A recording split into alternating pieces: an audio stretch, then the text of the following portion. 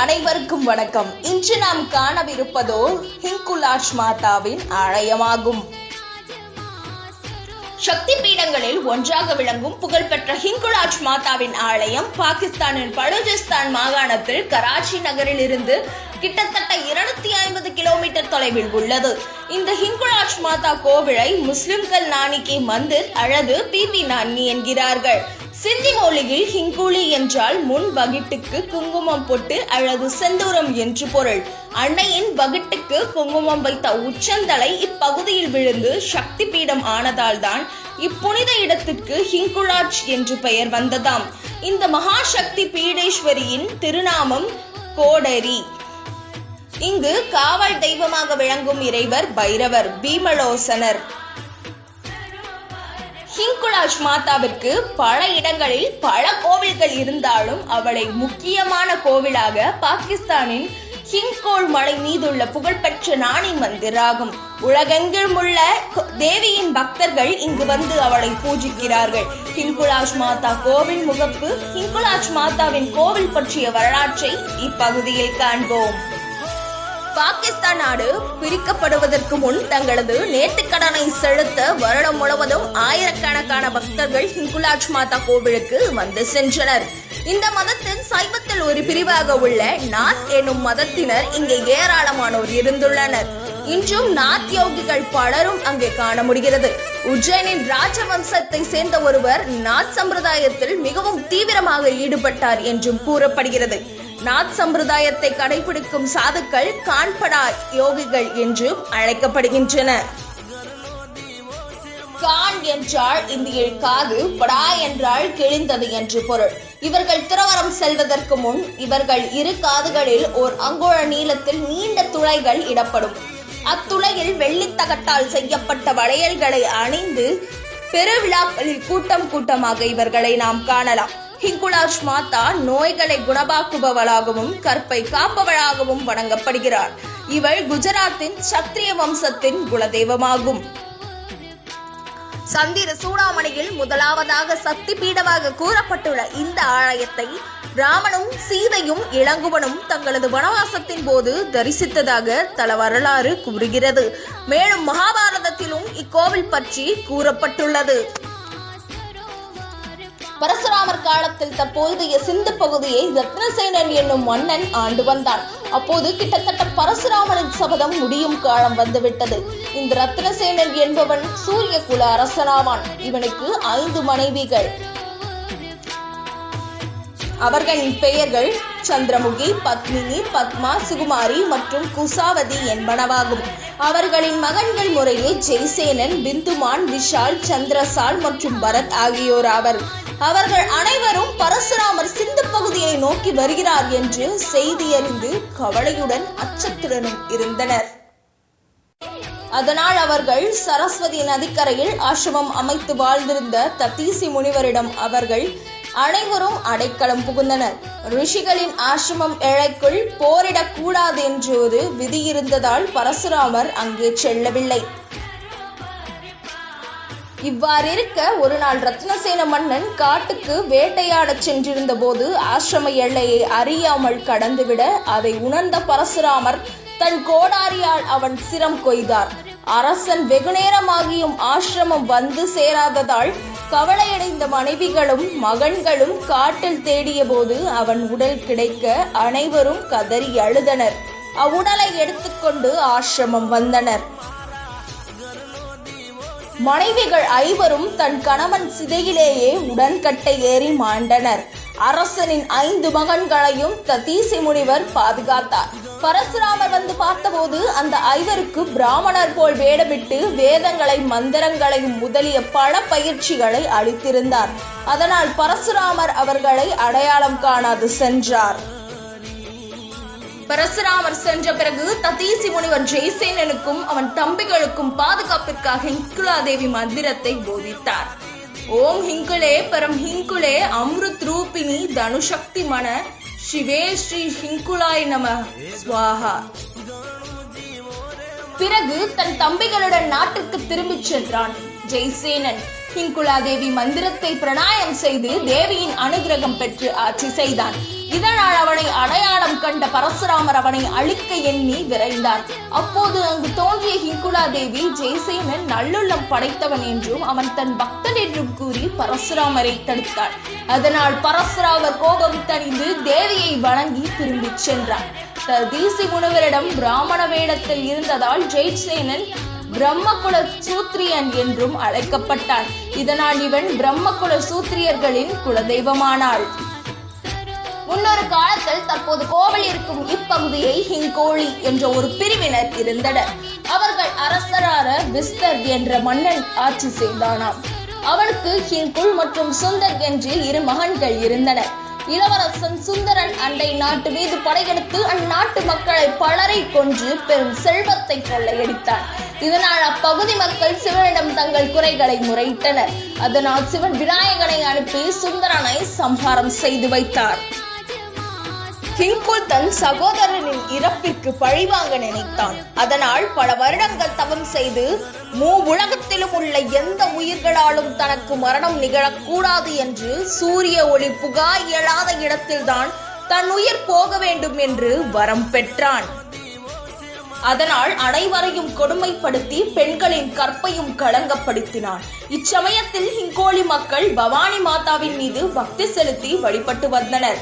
அவர்களின் அரசனின் தவறான எண்ணத்திலிருந்து தங்கள் பெண்களை காக்க வேண்டி தேவியிடம் கோரிக்கை பிரார்த்தித்தனர். அப்போது ஒரு நாள் பவானி மாதாவானவள் அழகிய பெண்ணுருவம் எடுத்து அரசன் அமர்ந்திருந்த தோட்டத்தில் தோன்றினாள். அப்போது அவன் தேவியின் அழகில் மயங்கி அவளை பின்தொடர்ந்தான். தற்போது ஹிங்குலாஜ் மாதா கோவில் அருகே உள்ள காளி கோவில் அருகில் வந்து உடனே தேவி தன் உருவத்தை மாற்றி கோர வடிவம் எடுத்தாள். இந்த கோலத்தை பார்த்ததும் அரசன் பயத்தில் தன் கண்களை மூடி பின் மீண்டும் மெல்ல திறந்து பார்த்தான். தேவி தற்போது பழையபடி அழகிய உருவில் காட்சியளித்தாள். அதனால் அரசன் மீண்டும் அவளை தொடர்ந்தான். தற்போது கோவிலின் ஹிங்குலாஜ் மாதா சிலை உள்ள இடத்திற்கு வந்ததும் தேவி திடீரென மறைந்து போனான். பின்தொடர்ந்து வந்தவன் தேவியை காணாது திரும்பினான். பிறகு மீண்டும் ஒரு முறை சென்று பார்க்கலாம் என்று நினைக்க அங்கு சென்று பார்த்தான். அப்போது தேவி தன் 8 கரங்களில் வாள், சூழம் போன்ற ஆயுதங்களை ஏந்தி சிவந்த கோப கண்களுடன் நின்றிருந்தாள். அந்த இடம் முழுவதும் இருள் சூழ்ந்திருந்தது. வாங்கிய வரத்தின்படி தான் இறக்கும் நேரம் வந்ததை அறிந்து தேவியிடம் தன்னை மன்னிக்கும்படி உயிர் பிச்சை வேண்டினான்.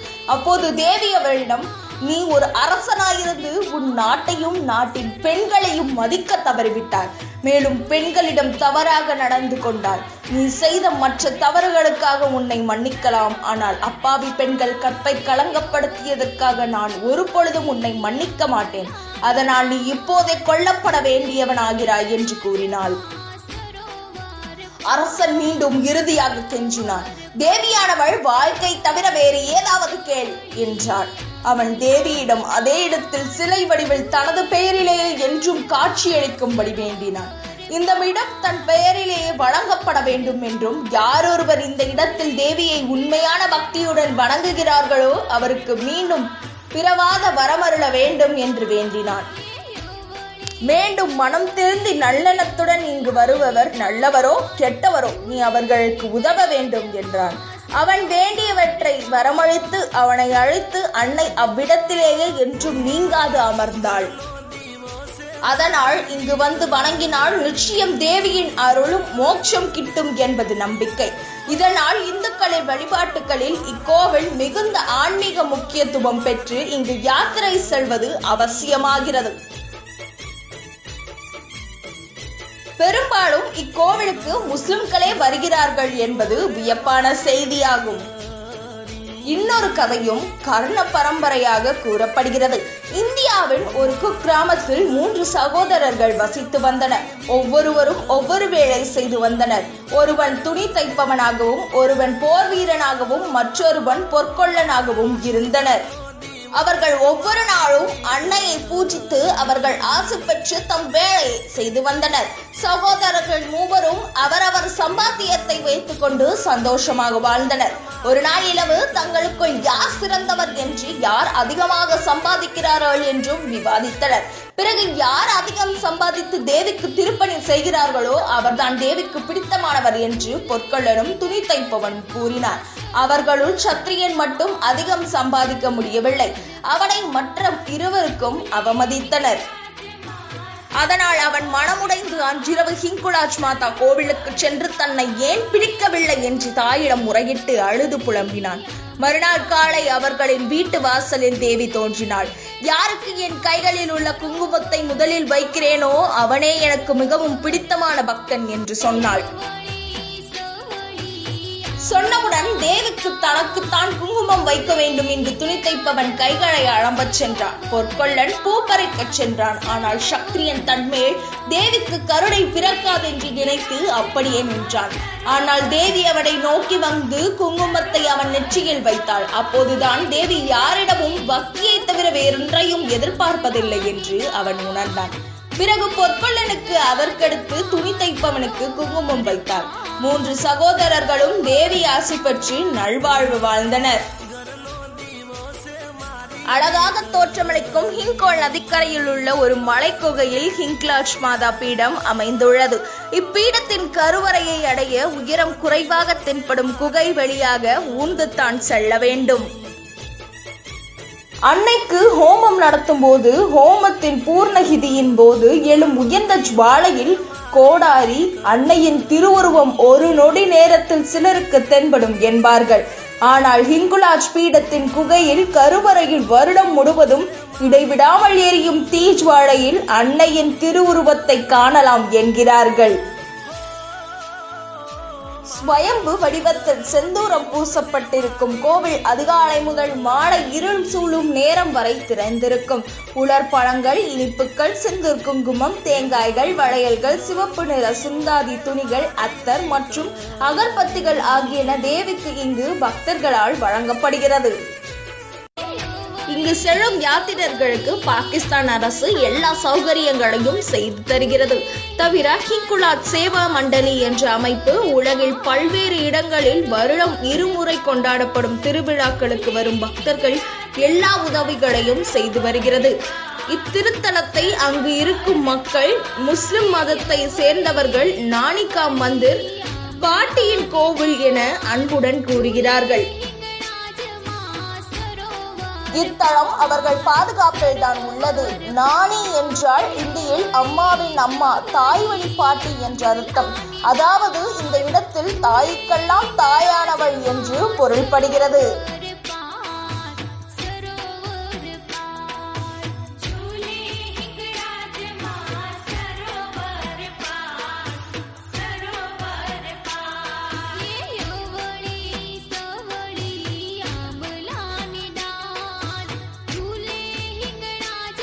இந்த பதிவு உங்களுக்கு பிடிச்சிருந்தா லைக் பண்ணுங்க, ஷேர் பண்ணுங்க, கமெண்ட் பண்ணுங்க. மறக்காம 4A யூடியூப் சேனலுக்கு சப்ஸ்கிரைப் பண்ணுங்க. நன்றி.